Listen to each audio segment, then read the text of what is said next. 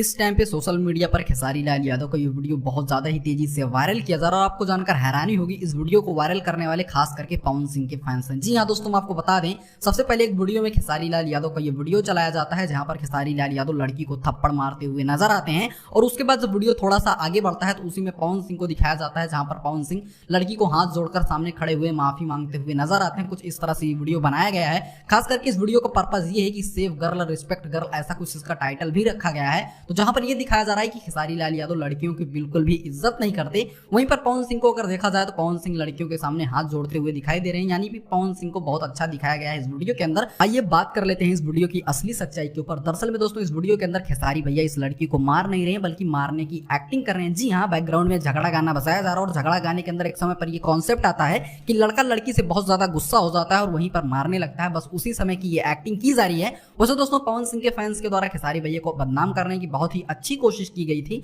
लेकिन आपको क्या लगता है कि पवन सिंह के फैंस खेसारी भैया को बदनाम कर पाएंगे या नहीं? कमेंट जरूर कीजिएगा।